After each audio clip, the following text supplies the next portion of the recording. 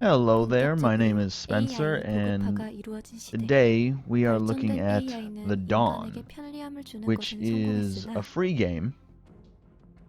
You can get it on Steam. Came out earlier this month in December, and you're basically getting an exposition of what the story is about on the screen right now.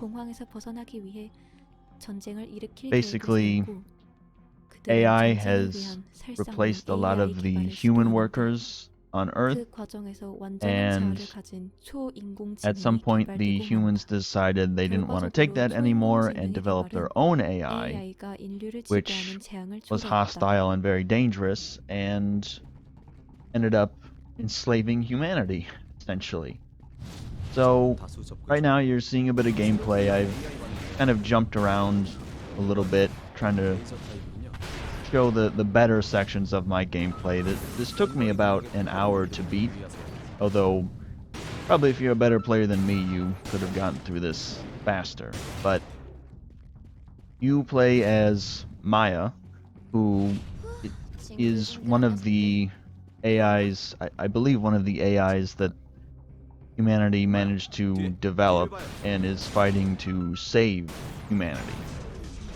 You also have Max, who used to be your AI or fellow AI partner or something like that, but was destroyed.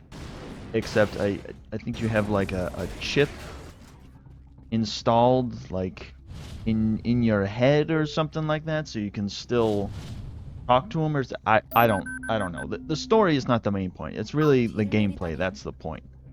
And the gameplay is fun. It's pretty fast-paced. You gotta keep moving around. You have a shotgun, which is the only weapon that you have. You can see here you also have abilities to freeze time. There's this little dome area that you can bring up so that all enemies and all projectiles are frozen in that domed area, which is very helpful, especially with the flying enemies. I found that the flying enemies are the most difficult ones because they're the ones that shoot out these rocket salvos, and you have to try to dodge them, and I think they shoot out like laser beams or something like that. The ground units are mostly just cannon fodder. They're not too difficult to deal with, except the shields, which is why freezing time is also very helpful, because then you can freeze them in place and get around behind them and shoot them. You also have a dash ability, so you can dodge bullets, dodge rockets. I also noticed at times when there would be an enemy shot coming in, and I want to say it only did this when I was low on health, when I was below 50%. But a shot would come in, and the camera would kind of slow down and give you a second or two to try and dodge the bullet and keep yourself from dying.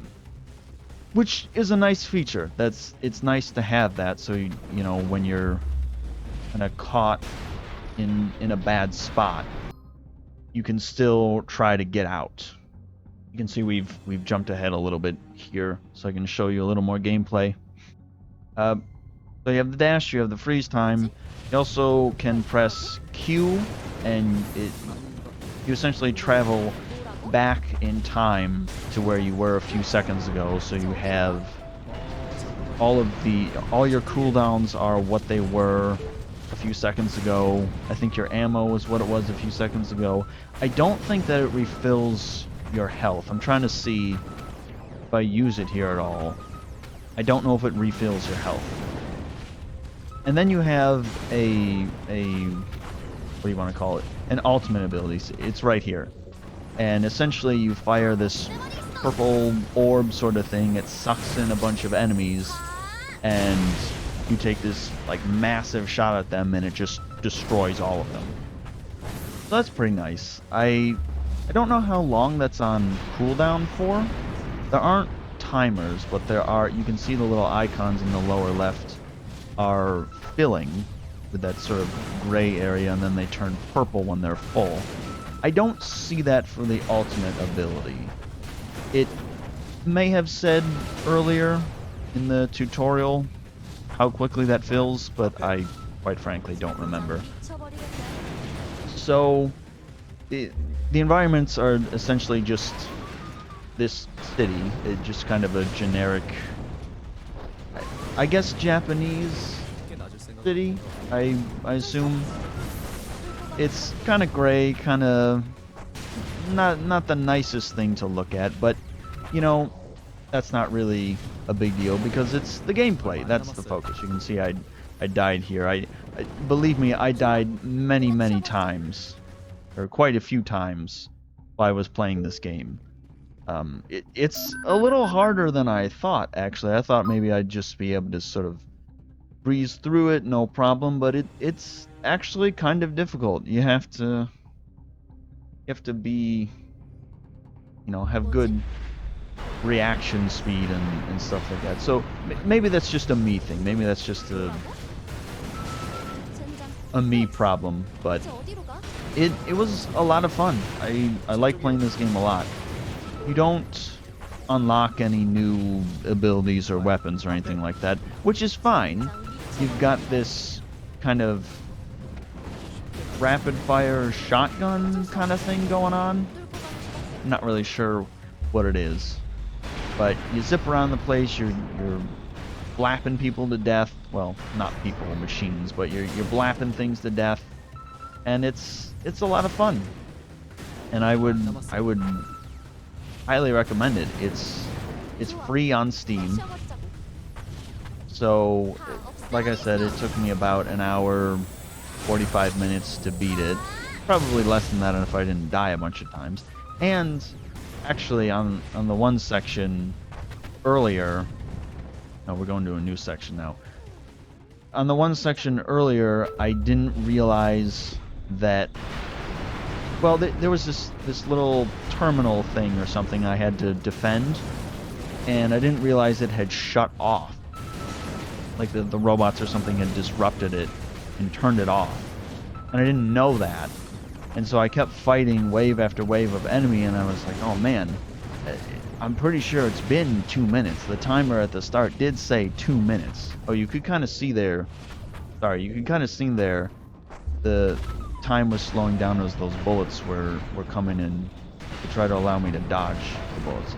Anyway, I didn't realize I had to reset the terminal, so I was thinking this game is so absurdly difficult because I don't know how many waves of enemies I have to try to fight against here, but it's taking forever. Like 2 minutes is taking so long.